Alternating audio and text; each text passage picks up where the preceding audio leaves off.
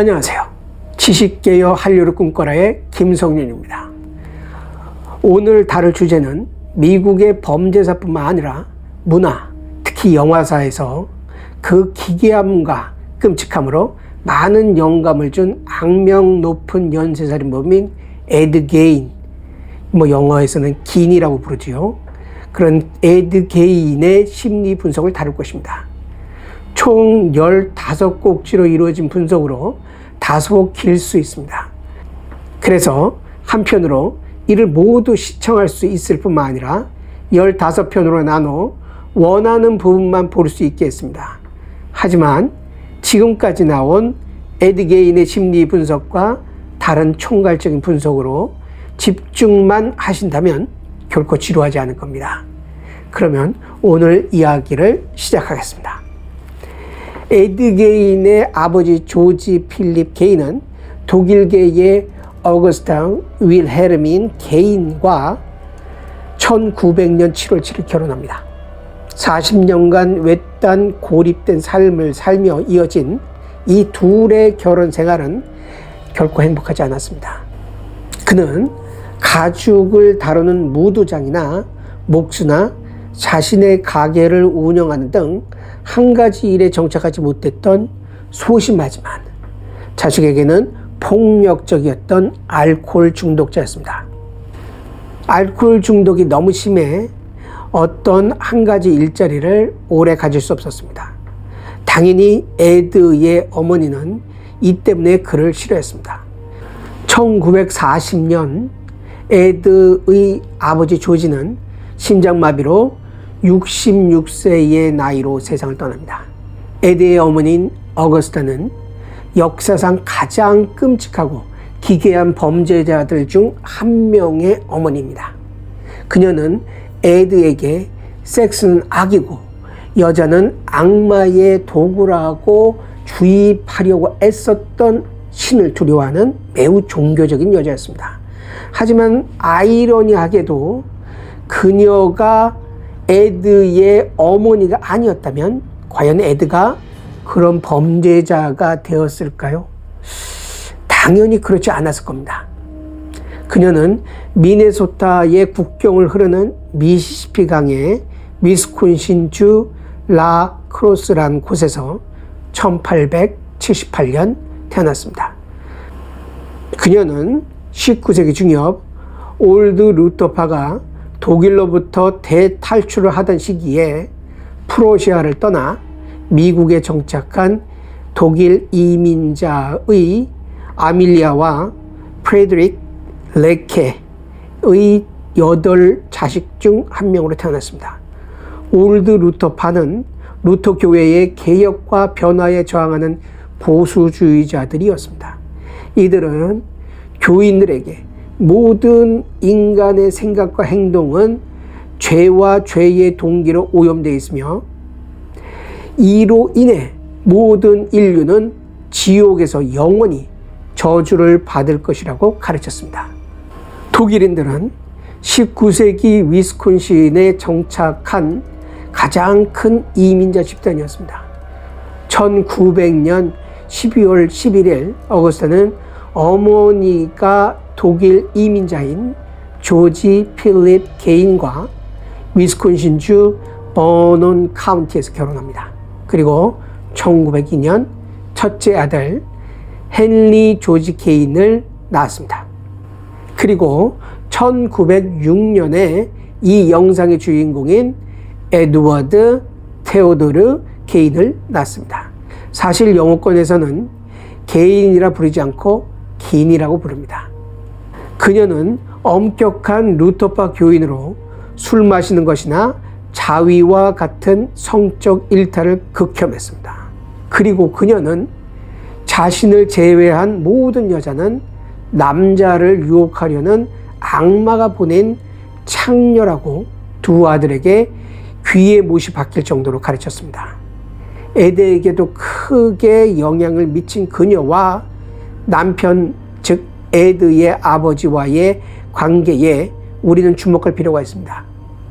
우리가 보는 에드의 진술로 볼 때 아버지는 아이들에게 폭력을 휘두르는 아버지지만 평생 아내에게는 꼼짝도 못하는 소심한 남편이었습니다.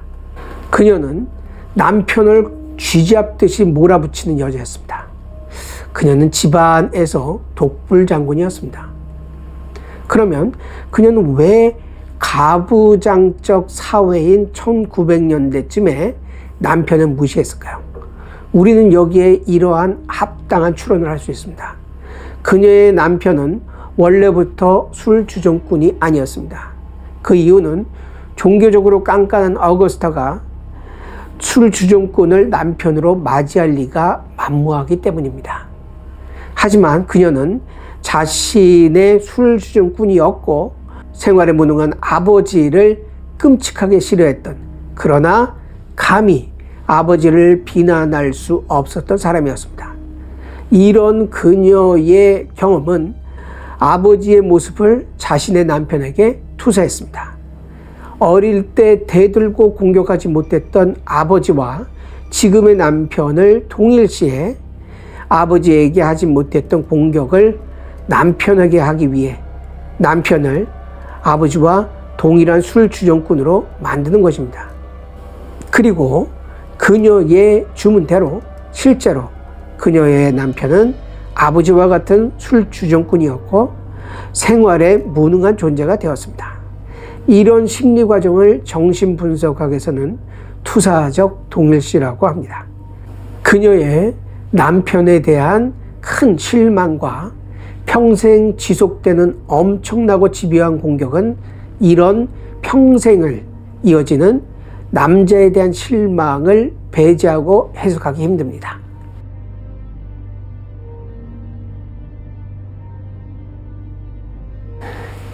편집성 성격의 가장 두드러진 중요한 특징은 바로 의심입니다. 에드의 어머니는 평생 세상을 죄의 세상으로 의심했습니다. 이런 의심은 자신이 생각하기에 더욱 안전한 곳으로, 즉 사람이 없는 곳으로 자신과 가족을 이사하게 했습니다. 이 편집성 성격의 의심은 세상에 대한 불안 감정에 기초한 인지작용입니다.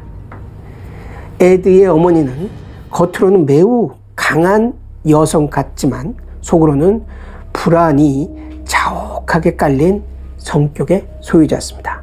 그래서 당연히 타인을, 심지어 가장 사랑해야 할 자식에게조차 애정으로 대할 여유가 없는 성격이었습니다. 자신의 불안을 감당하기 힘들어 자신조차 사랑하기도 힘든 이들에게 남을 돌보고 사랑한다는 것은 무리입니다. 1944년 첫째 아들 헨리가 42세의 나이로 죽고 나서 어거스타는 2번의 뇌졸중을 겪습니다. 그래서 아주 간단한 일조차 에드의 도움을 받아야 했습니다. 에드는 그녀를 깊은 마음으로 돌봤습니다. 그러나 그녀는 그에게 그가 그리도 바라던 어떤 애정의 표현도 하지 않았습니다. 그러다가 1945년 67세의 나이로 12월 29일 그녀는 사망합니다. 플레인필드 경찰이 개인을 체포하자 그는 철저한 심리적인 검사를 받습니다. 그 검사 동안 정신건강 전문가는 그에게 그의 초기 어린 시절을 물었습니다. 그가 묘사한 기억들 중 하나는 부엌 계단에서 굴러떨어진 기억이었습니다. 굴러떨어질 때 그를 구한 것은 에드가 성인, 세인트라고 부르는 어머니였습니다. 그런데 여기에 반전이 있습니다. 그는 또한 누군가에 의해 밀려진 듯한 느낌을 받았다는 것입니다. 정신과 의사들이 평가하기를 처음 민 사람이 그의 어머니였을 거라고 판단합니다. 게다가 이들 편집성 성격 장애자들은 남을 비난하는 데는 선수입니다. 불안은 분노를 낳고 분노는 외부의 공격의 대상을 원합니다. 추측건대 그녀는 불안을 잊기 위해 강박적인 행동을 했을 확률이 높습니다. 동네에서 두 아들의 평판을 보면 자신의 일을 믿을 만하게 했으며, 특히 에드가 정신병원에서 보인 몸에 익숙하게 밴 흐트러지지 않는 생활 습관은 이런 어머니의 성격에서 나온 것일 것입니다. 그리고 이것에 대한 모친 사후에 에드의 반항의 한 종류가 집안을 저장 강박증 환자의 집처럼 엉망으로 만드는 것입니다.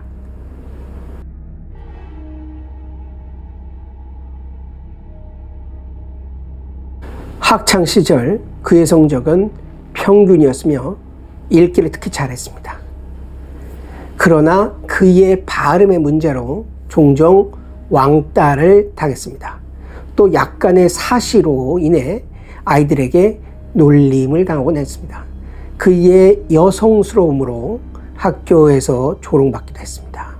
공상을 즐기던 그는 외부에 아무런 이유도 없는데 웃는 이상한 모습을 자주 보였습니다. 이 또한 학우들에게 놀림을 당하는 빌미를 제공했습니다. 이런 왕따와 놀림의 족쇄는 반 친구들과 가까워지면서 풀려나야 하는데, 그의 어머니의 위협적인 방해로 에드는 친구를 사귀지 못했고 연애도 해본 적이 없습니다. 한참 인간관계를 가질 나이에 또래와의 접촉이 차단되었던 에드는 정상적인 인간관계를 가질 수 없었습니다. 그래서 에드는 다른 아이들이 사소한 장난을 치고 도망을 가면 별것 아닌 일에도 울음을 터뜨렸습니다. 그는 8학년 후 학교를 완전히 떠났습니다. 에드는 도로 건설 노동자로 일한 적이 있습니다. 그때 그를 고용한 고용주는 그를 이상한 은둔자였지만 정중하고 믿을 만한 일꾼으로 묘사했습니다. 마을 사람들에게 그는 정직하고 믿을 만한 숙련공, 핸디맨으로 여겨졌습니다. 게다가 그의 범행 사실과는 대조적으로 그는 다른 집 아이를 돌보는 베이비시팅을 별 탈 없이 해내기도 했습니다. 그가 돌보는 아이들을 학대했다는 증거는 없습니다. 사실 아이들은 그를 좋아했고 그도 그들과 함께하는 것을 성인들과 함께하는 것보다 더 즐거워했습니다. 그리고 어머니가 돌아가신 후, 즉 시체 도굴 등 범행을 본격적으로 저지르면서부터는 연방 정부가 제공하는 농장 보조금과 그가 도로 개설이나 탈곡 등의 잡부로 버는 돈으로 생계를 유지했습니다. 그는 결혼한 적이 없습니다. 그리고 여성을 악의 근원으로 보는 극성스러운 루터파 교인인 어머니와 그 어머니를 진정한 사랑으로 보려고 노력했던 순종적인 에드가 고립된 곳에서 성인이 되어서도 데이트나 섹스를 하지 않았다는 것이 이상한가요?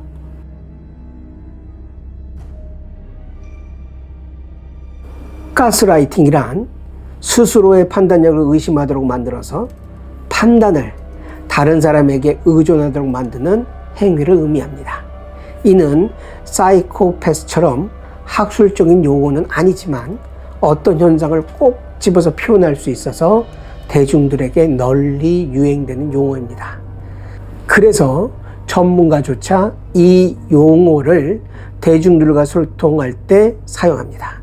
이 가스라이팅이라는 용어는 에드의 어머니가 그들의 자식들과 관계하는 방식을 표현할 때 이보다 더 나은 용어가 없을 정도로 딱 맞는 표현입니다. 가스라이팅은 상대를 심리적으로 지배하기 위한 일종의 세뇌입니다. 가스라이팅을 하기 위해서는 상대방을 고립시켜야 합니다. 왜냐하면 외부의 것과 관계를 가지면 가스라이팅을 하는 사람이 하는 상대가 자신의 판단을 의심케 하는 지적이나 비난이 제대로 효과를 발휘하지 못하기 때문입니다. 그래서 에드의 어머니는 학교에서 친구를 사귀거나 여자친구를 사귀는 것을 극도로 비난했습니다. 그리고 8학년을 끝으로 학교를 떠나게 했으며 더욱 더 사람들로부터 떨어진 곳으로 이사한 것입니다. 그리고 에드의 어머니가 주문처럼 외우는 성경 구절들은 어머니의 가스라이팅에 대한 믿음과 권위를 부여해 의심의 여지를 막는 용도였습니다. 그의 아버지가 죽은 지 4년 후 1944년 형인 헨리 게이는 에드가 베이비시팅을 할 때 두 아이가 있는 이혼녀와 데이트를 시작했고 곧 그 여자와 함께 이사할 계획을 세웠습니다. 그리고 그는 고압적인 어머니의 에드에 대한 집착을 비난하기 시작하며 엄마와 아들은 가장 좋은 친구라고 말하기까지 했습니다. 그러나 얼마 지나지 않아 그는 농사를 짓기 위해 놓은 들불에 질식해 사망한 채로 발견됩니다. 에드는 어머니가 돌아가시기 전까지 어머니의 세계를 거의 벗어나지 못했습니다. 다음 사진을 보십시오. 40세가 된 그것도 역사상 가장 흉악한 범죄를 저지른 사람의 미소 같나요? 모든 인간을 다 죽여버리겠어 하는 광기가 이 미소에 스며 있나요? 도리어 엄마가 먹지 말라는 캔디를 훔쳐 먹다 들킨 아이의 미소가 보이지 않나요? 이 미소 참 아이 같지 않나요? 그는 지능이 모자란 바보가 아닙니다. 그의 지능은 체포되자마자 한 검사에서 IQ 106이 나왔습니다. 전문가들이 그에게 정신질환이 있다고 판단하지만 그것이 이런 끔찍한 범죄를 저지를 정도로 심각했는지는 의문이 듭니다.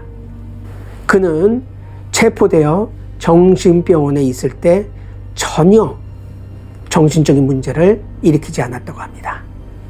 그는 차분했으며 그를 통제하기 위해 진정제를 사용할 필요가 없었다고 합니다. 그리고 다른 사람과도 잘 어울렸습니다. 제가 보기에 그의 정신에는 심각한 문제가 없습니다. 도리어 그의 미소에서 풍기는 어리숙함에서 우리는 이런 세상으로부터 고립된 사람의 냄새를 피할 수 없습니다. 가스라이팅을 철저히 당한 순종적인 에드는 농장 밖의 세상에 대해 어렴풋한 알은 있었을지 모르나 그의 기이하고 끔찍한 일탈 행동을 막을 만큼은 아니었습니다.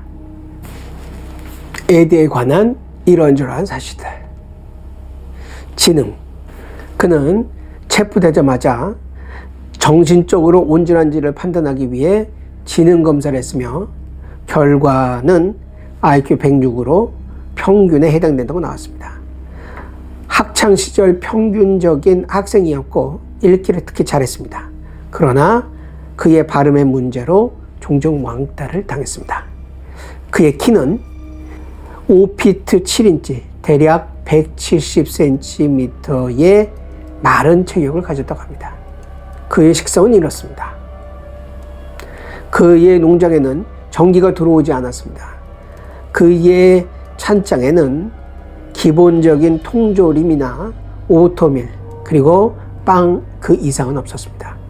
그의 주 영양원은 감자와 그가 직접 사냥한 토끼고기였습니다. 그가 좋아하는 음악은 알려진 바가 없습니다. 그가 좋아하는 영화는 그는 영화관에 간 기록이 없습니다. 그는 텔레비전도 라디오도 갖고 있지 않았습니다. 그는 그의 어머니의 엄격한 도덕주의적 가르침 때문에 당연히 술은 하지 않았죠. 마찬가지로 담배도 하지 않았습니다. 그가 좋아하는 책은 어머니가 돌아가시기 얼마 전 에드는 그가 가게에서 얻을 수 있는 잡지에서 나오는 무시무시한 범죄 스토리나 모험 기사를 읽는데 관심을 갖게 되었습니다. 이것들의 다수는 식인종이나 살인자, 죽음 숭배, 나치의 잔혹 행위에 관한 것들이었습니다. 이것들이 무덤 약탈이나 쭈그러든 머리 또는 데드마스크를 하는데 참조가 되었을 것입니다. 이런 참조가 없이 무작정 범행을 하기는 힘들겠죠. 그의 취미는 그가 무시무시한 범죄 잡지를 읽지 않을 때 그는 혼자서 아코디언이나 플룻을 연주하며 놀았습니다. 그리고 그는 취미로 동물을 박제할 수 있는 박제사이기도 했습니다. 이는 그의 많은 끔찍한 인간 신체를 갖고 만든 공예품을 만들 수 있게 한 기본 스킬을 제공했습니다. 종교는 당연히 루터파 교인이었습니다. 그는 사이코패스가 아닙니다. 사이코패스들이 갖는 어린 시절 3대의 특징이 있습니다. 야뇨증, 방화, 동물학대가 그것입니다. 그가 야뇨증이 있었다는 증거는 없습니다. 또 그는 난방을 위해 시골 생활에 필요한 불을 피는 것을 제외하고는 불을 낸 적이 없고 또 방화에서 희열을 느낀 적도 없다고 합니다. 그리고 시골 생활에 필요한 일부로 사냥을 하고 가죽을 벗겼지만 동물에게 잔인한 행동을 하지 않았습니다. 물론 아버지가 사슴이나 돼지를 도살하고 내장을 꺼내 먹거나 가죽을 벗기는 것을 종종 보았습니다. 후에 그는 피를 보는 것이 그를 불안하게 만들어 어떤 큰 동물도 도살한 적이 없다고 주장했습니다. 그리고 한때 애완용은 아니지만 쥐를 잡는 용도로 개를 키웠습니다. 그러나 여기서 주목할 것이 있습니다. 한 번은 돼지가 도살되는 것을 보았을 때 사정을 경험했다고 합니다. 성인이 된 사이코패스의 특징들 중 첫째는 상습적인 일탈입니다. 이것에는 온갖 종류의 거짓말을 하거나 규칙을 위반하고 문제를 일으키려는 강한 성향이 있습니다. 그래서 미성년자일 때 범죄 기록이 있습니다.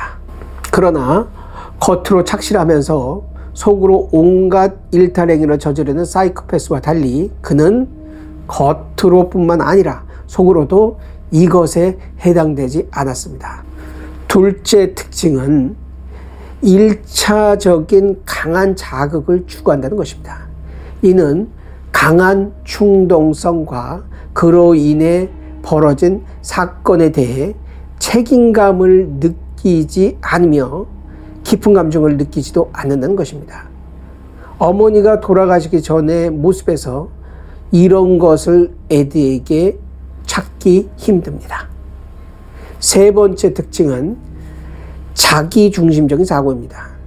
이는 자신을 거창한 존재로 생각하고 모든 자리에서 중심이 되려 하고 남을 조종하려고 하며 도덕적 잣대보다 자신의 마음의 잣대를 선호하는 것을 말합니다. 에드는 내성적이며 수줍음 많은 수동적이고 의존적인 인간입니다.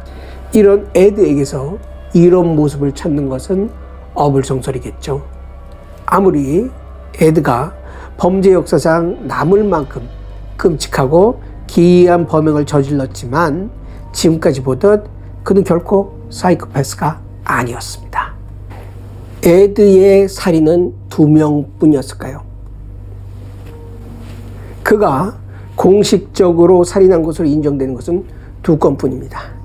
한 건은 거친 방탕자로 피에 메리, 블러드 메리라는 별명을 가진 술집 주인인 메리 호곤을 1954년 살해한 것이고, 나머지 한 건은 동네 공구장 주인인 버니스 워든을 1957년 살해한 것입니다.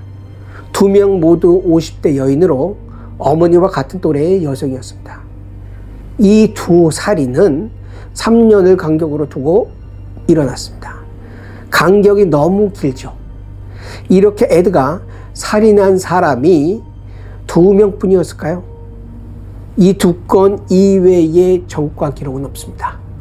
하지만 많은 사람들은 그를 그의 형의 죽음의 범인으로 의심하고 있습니다. 에드의 형 헨리 게이는 그의 아버지가 1940년에 죽은 후 4년이 지난 1944년에 죽었습니다. 헨리는 실종된 것으로 보고된 후 시신으로 발견되었습니다. 그의 사인은 농촌에서 농사를 짓기 위해 흔히 내는 불에 의한 질식사로 처리되었습니다.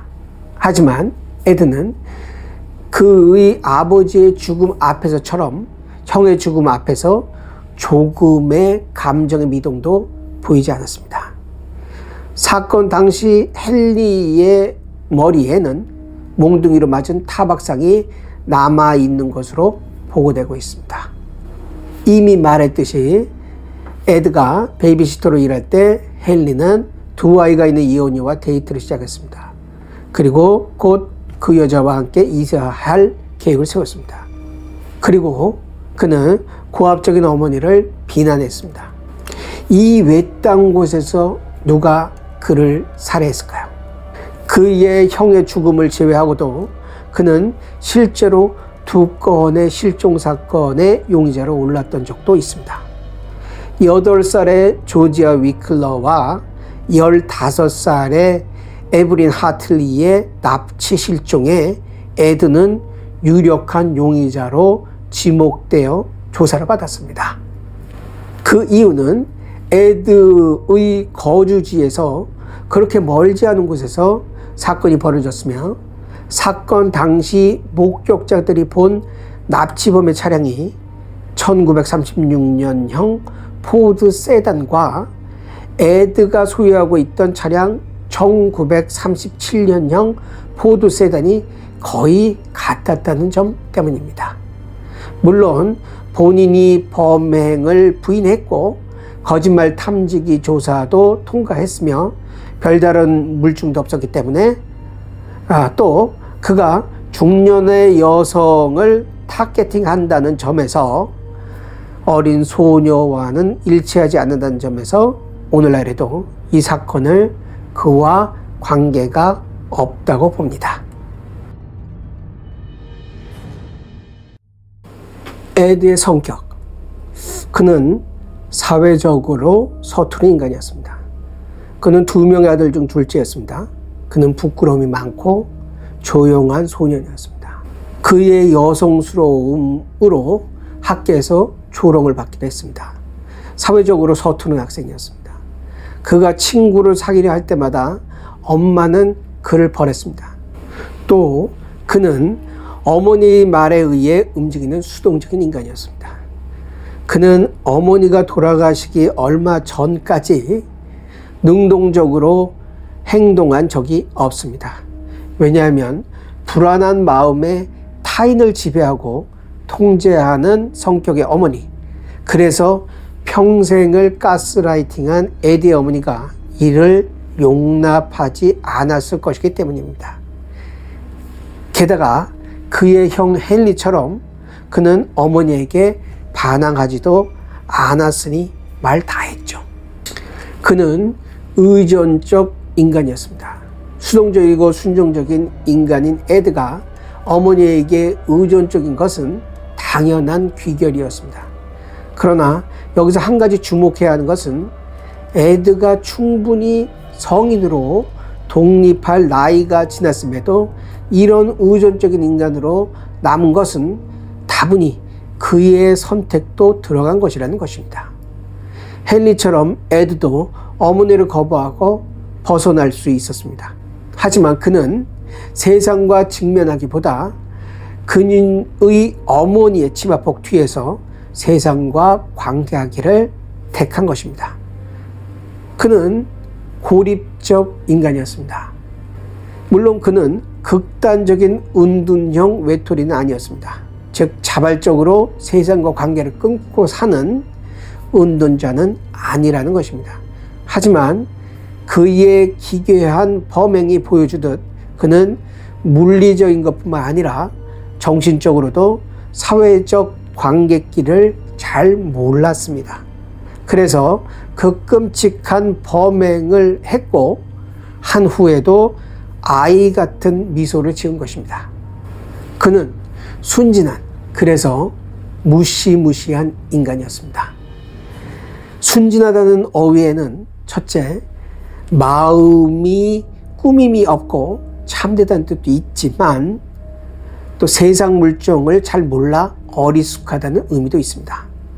그는 어른이 다 되었지만 어린아이와 같은 순진한 면도 그대로 남아 있었습니다. 에드의 수갑이 채워져 호송되는 사진에서 씩 웃는 모습을 보면 참으로 기묘합니다. 너무도 섬찟한 모습과 함께 너무도 순진한 어린아이와 같은 모습이 한 미소에 공존합니다. 여기서 아이와 같은 그의 미소 속에서 우리는 그가 그의 신체, 그의 사체 공예품을 장난감으로 여기지 않았을까 하는 합리적인 추측을 해볼 수 있습니다.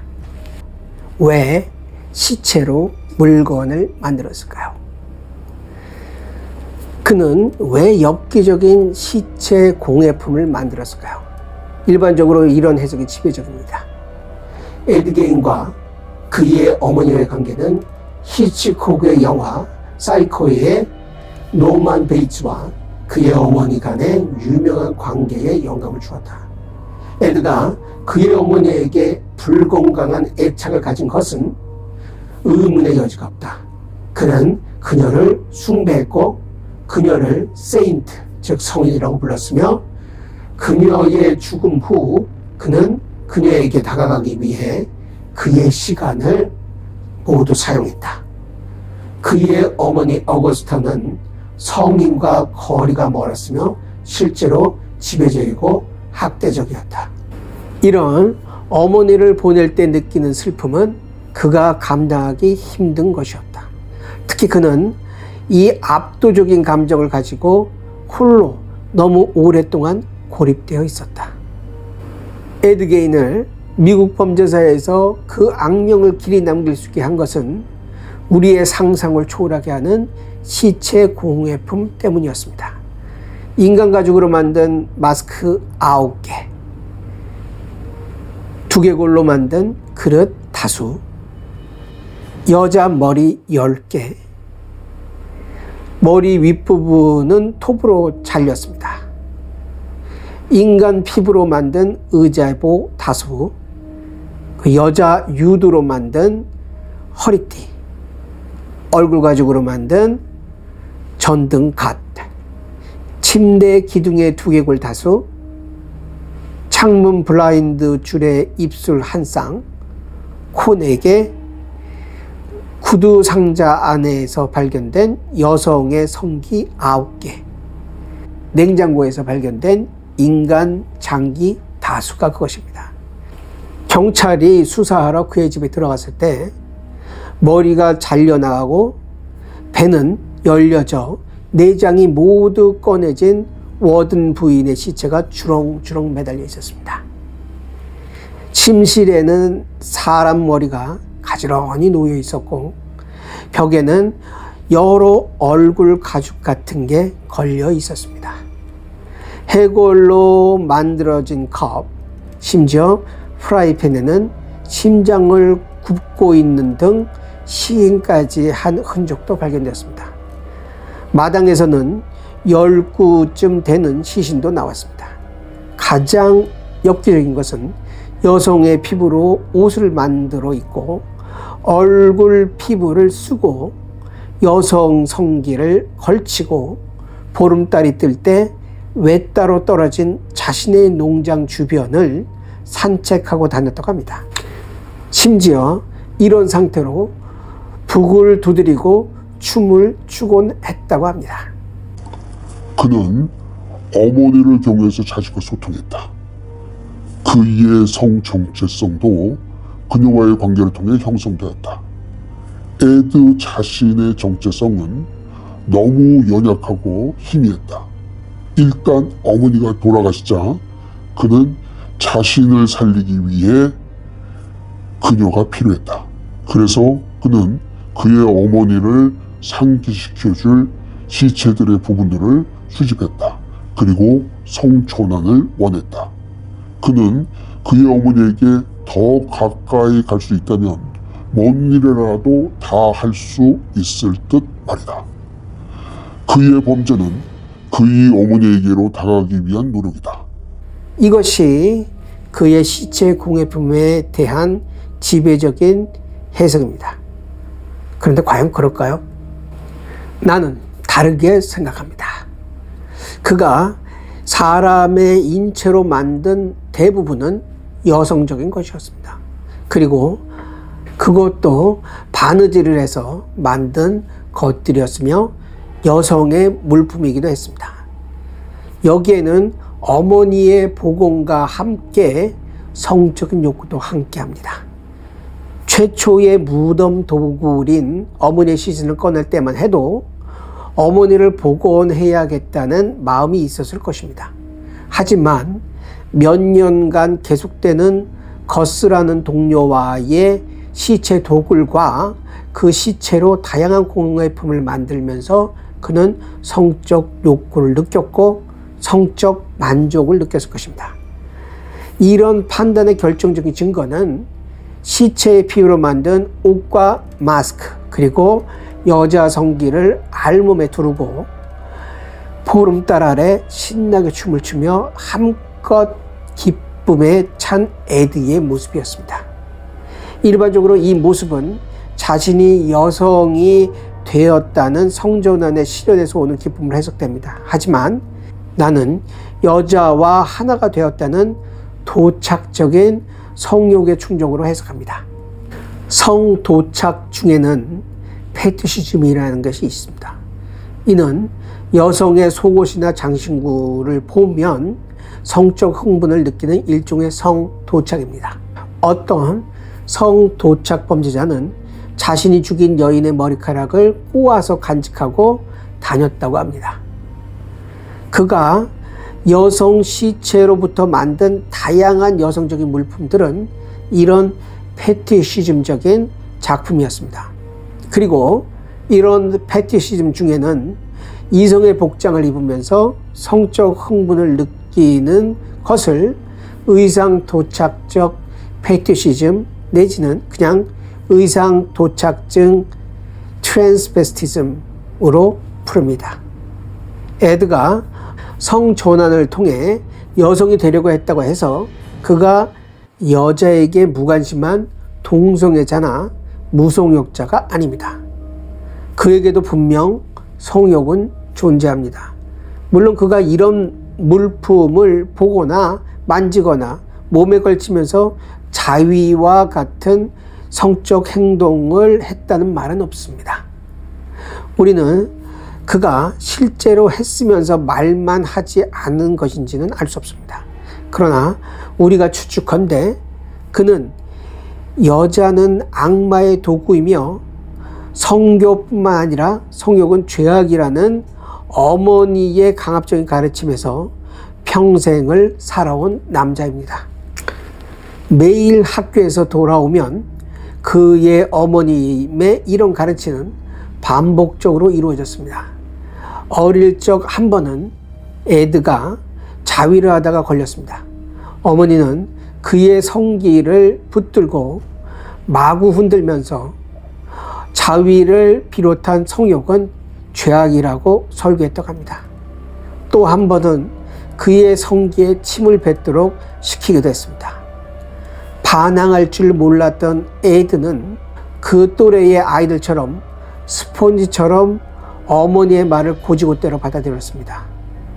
40평생을 반항 없이 지내면서 성관계는 고사하고 자위조차 힘들었을 것입니다.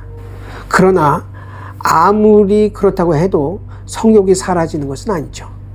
그의 겉으로 드러나는 성욕은 보이지 않을지 모르나 그의 마음의 한쪽은 여전히 그를 지배하는 어머니에게 들키지 않으면서 꿈틀거렸습니다.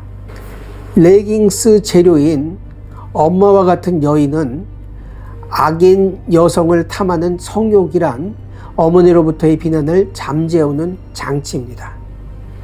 그 심리작동은 다음 두 가지가 가능합니다. 하나는 속으로 느끼는 성욕을 겉으로 어머니의 비난을 피할 수 있는 악에 대한 조롱으로 포장할 수 있는 것입니다. 나머지 하나는 자신의 성욕을 어머니의 복원으로 포장할 수 있는 것입니다. 어떤 것일지 모르나 하여튼 그는 너무도 기쁜 것이었습니다.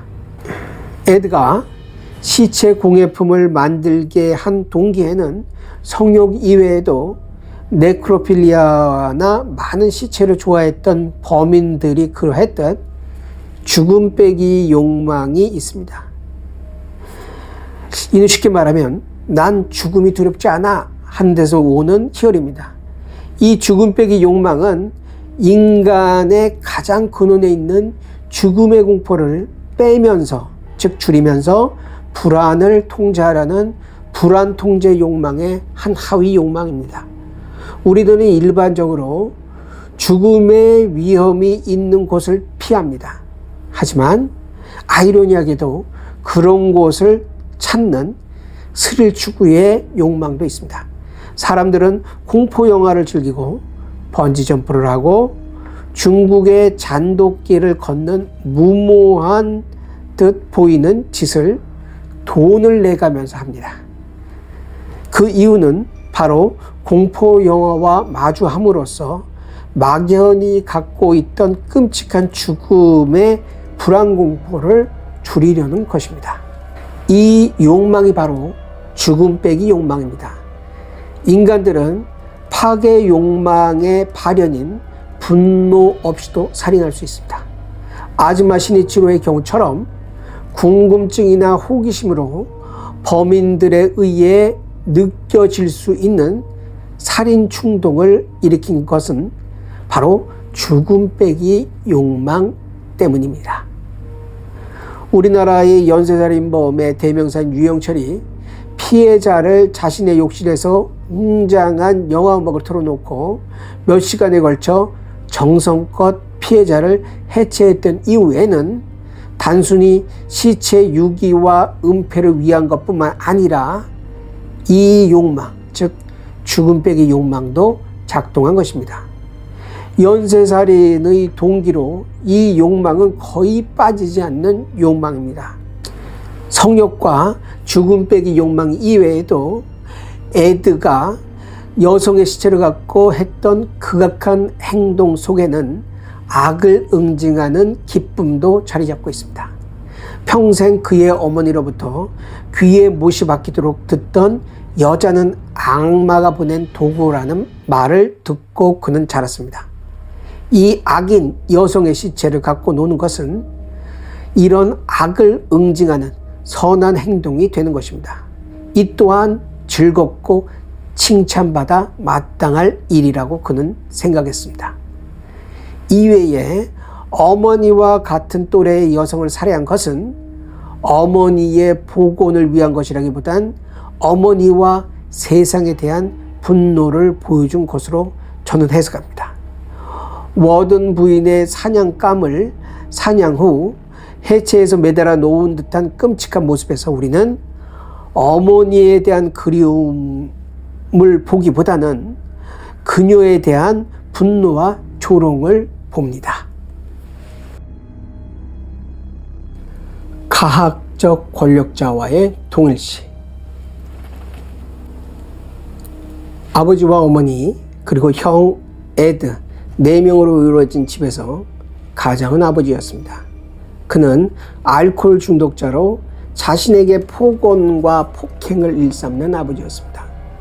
에드는 이런 아버지의 폭행과 폭언으로부터 자신을 보호할 수 있는 가장 좋은 장소가 어머니라는 것을 잘 알고 있었습니다. 아들에게 무서웠지만 성격상 소심했던 아버지가 알코올 중독으로 꾸준한 일자리를 갖지 못했던 상황에서 어머니가 실질적인 가장이 되었습니다. 에드에게 더할 나위 없이 든든한 보호막이었습니다.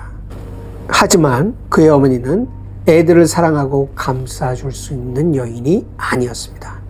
어머니의 강압적인 언어적 학대로부터 에드는 무서워 겉으로 드러내지 못했지만 속으로 자신의 욕구들이 무참히 무시되고 억압받던 상황에서 오는 분노가 분명히 있었습니다. 이런 무수한 분노의 경험들은 시간이 지나면 사라지는 것이 아닙니다. 무의식에 차곡차곡 쌓여만 가는 것입니다. 하지만 수동적이고 의존적인 성격의 에드에게 그의 형인 헨리처럼 어머니의 잔소리와 가스라이팅을 거부하고 독립할 용기가 없었습니다.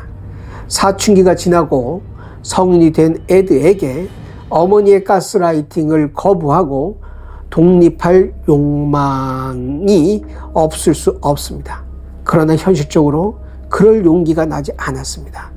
이런 딜레마적인 상황에서 에드같이 수동적이고 의존적인 사람들은 아이러니하게도 도리어 자신을 가학적으로 대하는 어머니란 권력자와 자신을 동일시해서 어머니 편이 됩니다.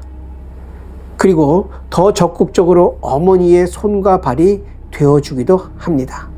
이런 심리를 나는 가학적 권력자와의 동일시라고 부르겠습니다. 이런 블랙 코미디는 인간의 극한 상황인 아우슈비츠와 같은 유대인 포로 수용소에서도 일어났습니다. 이유 없이 예고 없이 언제 죽을지 모르는 포로 수용소에서 하루하루를 살얼음판 걷듯 살아가는 유태인에게 미친 개처럼 지저대는 수용소의 독일군 경비병들은 히틀러보다 더 무서운 존재였습니다. 그러던 중 경비병을 죽여도 속이 시원하지 않을 이런 상황에서 경비병의 흉내를 내면서 스스로 나서서 독일군 경비병의 시선으로 동족이자 같은 처지인 동료 유태인을 감시하는 유태인들이 자발적으로 나타나기 시작했습니다. 이런 묘한 심리는 이렇게 작동한 것입니다. 유대인을 사람 취급조차 하지 않는 가학적인 독일군 경비병에게 분노가 하늘을 찌릅니다. 그러나 이 권력자를 죽이거나 어찌할 용기도 뾰족한 방도도 없습니다. 이런 모순과 부조화 속에서 유태인은 극한의 무력감을 느낍니다. 이 극심한 고통을 벗어날 수 있는 방법들 중에는 외부로부터 들어오는 모든 자극에 대해 감정적인 반응을 하지 않고 문을 닫아버리는 불출의 욕망, 즉 나가지 않는 욕망이란 불안 통제 욕망의 하나가 있습니다. 그리고 또 하나는 자신이 독일군 경비병과 동일시해 그가 되는 것입니다. 이제 그는 이 경비병을 미워할 필요가 없습니다. 모든 극심한 내적 모순과 부조화도 잠잠해집니다. 이것이 바로 가혹한 권력자와의 동일시라고 내가 부른 것입니다. 에드는 어머니의 많은 부분을 받아들여 그것을 동일시했습니다. 에드는 어머니를 성인이라 부르기도 했습니다.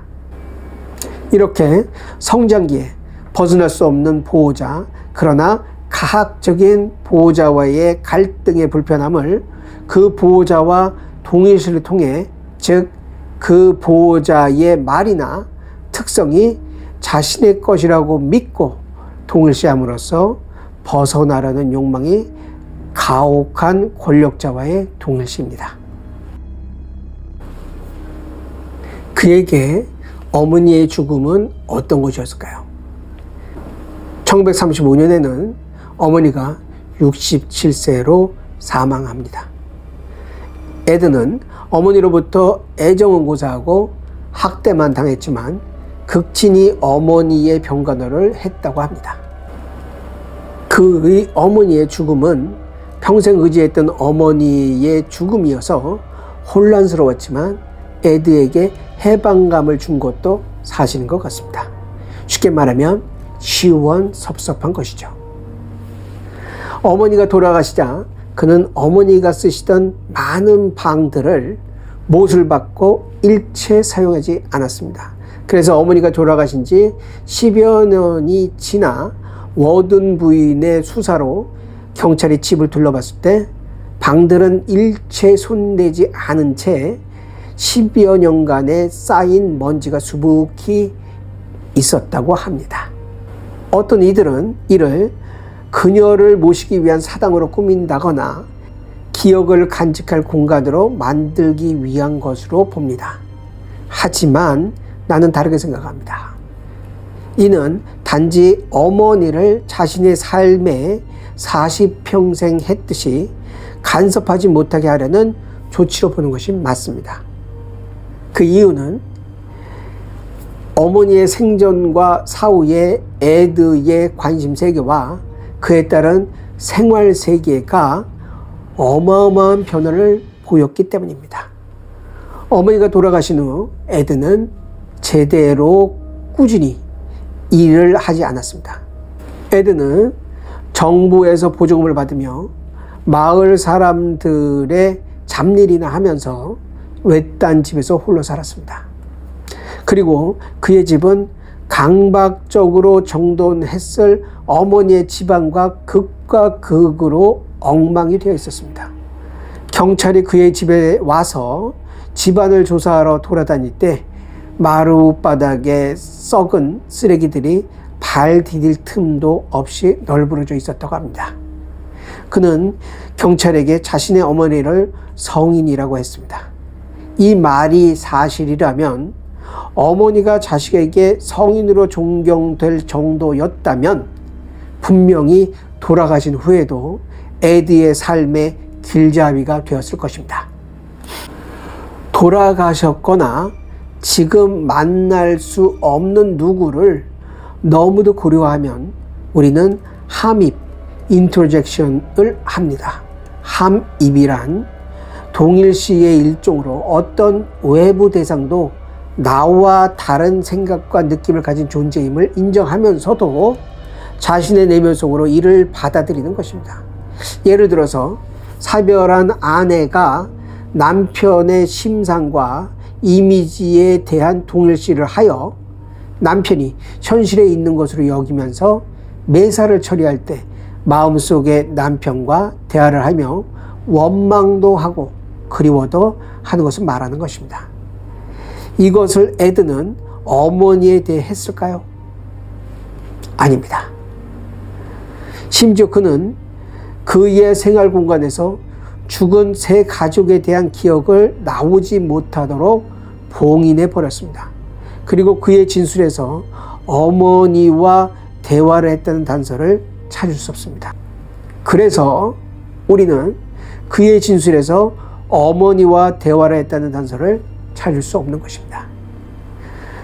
그는 어머니가 돌아가신 후 어머니가 살아생전이라면 결코 상상할 수 없을 공상을 실행하기 시작했습니다. 어머니가 돌아가시기 얼마 전 에드는 무시무시한 범죄 스토리나 모험 잡지에 관심을 보입니다. 이것들의 다수는 식인종이나 살인자, 죽음 숭배, 나치의 잔혹 행위에 관한 것들이었습니다. 이것들이 무덤 약탈이나 쭈그러진 머리나 데드 마스크를 하는데 참조가 되었습니다. 또 그는 해부학 서적을 탐독해 시체를 다루는 기술을 연마해서 생계와 취미를 위해 쓰던 동물 해체 실력을 더욱 업그레이드 시켰습니다. 이 기술을 바탕으로 시체를 도굴하여 집안에 전시했습니다. 그의 기이한 행동이 한창일 때 동네 아이들 사이에서는 그의 집에는 이상한 것들이 많다라는 이야기가 돌았습니다. 이때 에드는 아는 사람이 2차 대전 때에 가져왔던 전리품들이라고 둘러댔습니다. 실제로 2차 대전 당시 세계 각국에서 파견된 미군들이 세계 방방곡곡에 온갖 기괴한 것들을 구입해 기념품으로 가지고 돌아왔기에 이런 변명이 통할 수 있었던 것입니다. 왜 그는 성전환 수술을 원했을까요? 그의 정체성은 제대로 자립된 적이 없습니다. 평생 동안 어머니의 가스라이팅에 노란한 에드에게 자신의 주체적 판단을 할 온전한 정체성을 기대하는 것은 무리입니다. 그의 정체성은 제대로 통합된 적이 없습니다. 이런 제대로 독립적인 정체성이 없이 어머니의 하위 부분으로 살아온 에드에게 어머니의 죽음은, 즉 부재는 참으로 커다란 혼란이었을 것입니다. 아버지와 형이 죽고 마지막으로 에드 곁에 남아있던 어머니도 오늘 내일 할 때 그는 매우 혼란스러웠습니다. 이때 그는 기괴한 내용의 잡지에 관심을 갖기 시작합니다. 사회적 관객길이 없는, 어디로 튈지 모르는 럭비공 같은 에드가 여러 방향으로 튀었지만 그 튄 방향 중 하나가 성전환이었습니다. 사실 그의 가족의 고립된 삶과 그 가족의 기괴한 어머니와 그녀의 망상이 에드에게 남긴 것을 보면 럭비공이 될 만도 하다고 느낄 수 있습니다. 하여튼 그가 성전환 수술을 한때 원했던 것은 분명합니다. 하지만 이는 에드가 혼자서 상황을 이겨내기 위한 단시간의 시도라고 보는 것이 맞습니다. 그리고 그는 이것에 집착했다는 증거는 없습니다. 병원에서 여성이 되기 위한 다양한 시도를 했다는 증거도 없습니다. 그는 사이코일까요? 시카고의 정신과 의사인 에드워드 갤레허는 에드를 정신분열적 사이코패스로 진단했습니다. 근거는 에드가 정신분열증의 증상인 환청을 듣고 강력한 냄새에 대해 불평했으며 이웃과 친구들에게 대한 심한 공포증을 표현했다고 합니다. 또 다른 심리학자나 정신과 의사들도 그를 정신질환이 있을 확률이 높다고 판단했습니다. 그렇습니다. 그에게 정신질환이 있을 수 있습니다. 하지만 이 질환의 정도가 그의 기괴한 행동을 설명할 정도라고 볼 수 있을까요? 그는 체포되어 정신병원에 있는 동안 정신질환으로 인한 문제를 거의 일으키지 않았습니다. 정신분열증에도 진행 상태에 따라 정도의 차이가 있습니다. 그가 겪은 정신분열증은 심한 것이 아니었습니다. 더군다나 그 기괴한 범죄를 저지를 정도는 더더욱 아니었습니다. 에드 게인을 만든 결정적 요인, 고립된 삶. 한때 에드 게인은 다음과 같이 말했습니다. 나는 거리를 걸어다니는 이쁜 여자아이를 볼 때면 두 가지 생각을 합니다. 하나는 참 이쁜 애이고 나머지 하나는 저 아이의 머리가 작대기에 꽂혀 있다면 어떤 모습일까 하는 궁금증입니다. 누가 봐도 이거 사이코패스네. 그럴까요? 이미 앞에 그는 사이코패스일까 에서 보았듯이 그는 사이코패스가 아닙니다. 그러면 어떻게 이런 끔찍한 발상을 할 수 있죠? 지금부터 저의 분석을 말씀드리겠습니다. 이미 앞에서 말했듯이 그는 사이코패스도 끔찍한 범죄를 저지를 정도의 정신병자도 아니었습니다. 하지만 그는 어떤 사이코패스나 정신병자보다 더 끔찍하고 엽기적인 범죄 행각을 펼쳤습니다. 이를 이해하기 위해서는 먼저 기존에 가지고 있던 인간은 태어나면서부터 최소한의 인간다움을 유지할 수 있다는 믿음에 의문을 제기해야 합니다. 인간은 동물입니다. 동물 세계에서 동족을 죽이는 일은 특별한 일이 아닙니다.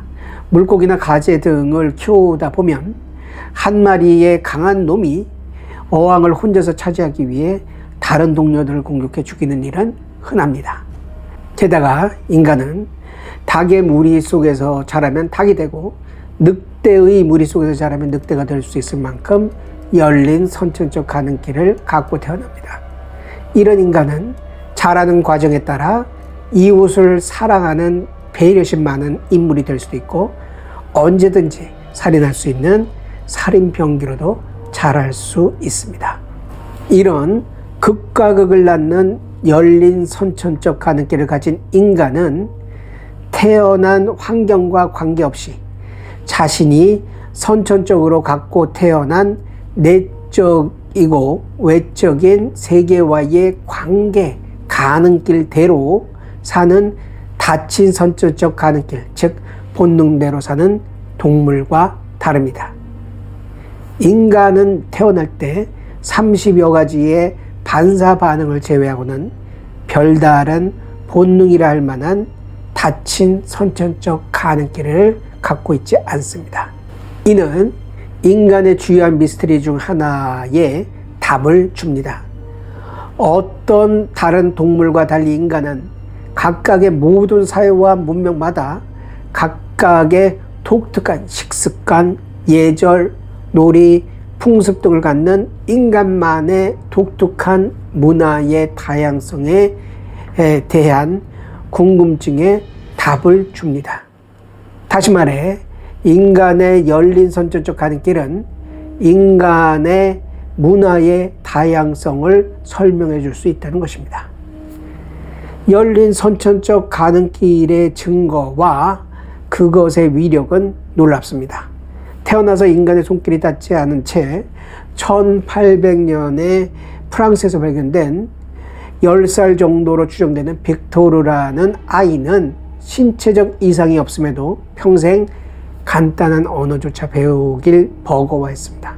1970년대 미국에서 정신적 문제가 있는 아버지에 의해 10살 때까지 감금되어 일체의 인간관계를 갖지 못한 채 자란 진이라는 여아도 전문가들에 의해 케어되었음에도 언어 발달은 말할 것도 없고 자신의 부끄러운 부분을 드러내는 것에 부끄러움의 감정조차 제대로 배우지 못했습니다. 이는 인간의 열린 선천적 가능길이 만든 씁쓸한 비극이죠. 우리들은 에드의 끔찍한 범행을 보고 그 기이함에 놀랍니다. 왜냐하면 인간이면 그럴 수 없을 거라고 믿기 때문이죠. 하지만 절망스럽게도 인간의 역사 속에서 에드보다 더 끔찍한 짓을, 그것도 사회의 지도층에서 심지어 사랑을 외치는 종교인들이 저지르는 경우가 적지 않았습니다. 다음은 서양 중세 시대에 사용된 고문도구입니다. 산 사람을 꼬챙이에 꿰어 죽였다는 임페럴, 산 사람을 끓인 물에 넣는 보일링, 산 사람을 불에 태워 죽이는 화형, 산 사람의 사지를 결박한 후 끈을 잡아당겨 사지를 뜯어내는 고문기구인 렉 등 너무도 많습니다. 물론 이런 야만적인 문화는 서양에만 있었던 것은 아닙니다. 우리는 지금까지 에드의 행동에 대해 의문을 제기해 왔습니다. 하지만 진짜 신비로운 것은 에드와 같은 괴물이 왜 태어났는가라기보다 살인을 할 수 있는 능력과 심성을 두루 갖춘 인간이란 동물이 어떻게 이리도 살인을 자제하며 타인들과 조화롭게 살 수 있는가입니다. 공중부양이 신비로운 것이기 이전에 모든 물체가 떨어진다는 것이 더욱 신비로운 것처럼요. 그리고 무엇보다 이런 질문이 우리에게 더욱 쓸모있고 먼저 해결해야 할 질문이라는 것입니다.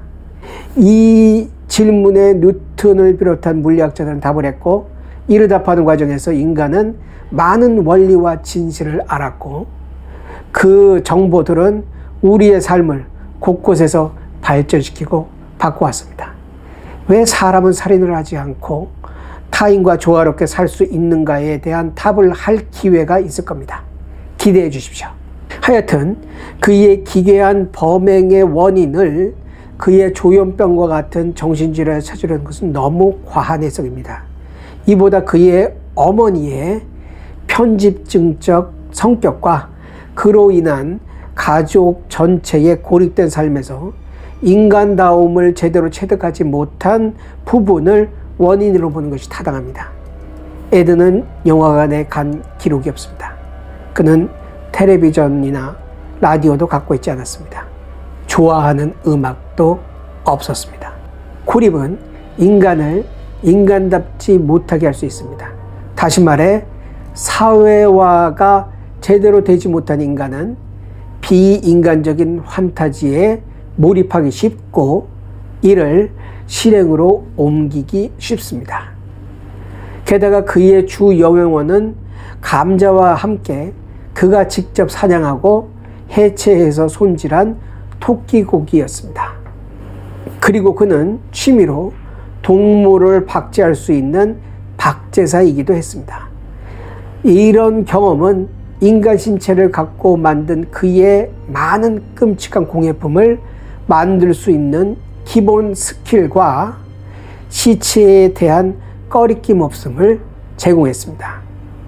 이렇게 사회화와 고립 속에서 자신의 기이한 판타지 세계 속에서만 빠져 끔찍한 범죄를 저지른 케이스는 많습니다. 네크로필리아로 알려진 미국의 제프리 다머와 영국의 데니스 닐슨도 그런 연쇄살인범입니다. 이들은 특별한 정신질환이나 성격장애도 없었습니다. 그럼에도 살인을 했고 그 시체를 갖고 끔찍한 실험을 할 수 있었습니다. 사회화되었음에도 사회와 단절된 상태에서 기괴한 몰입에 빠져 범죄를 저지르는 경우를 우리는 심심치 않게 볼 수 있습니다.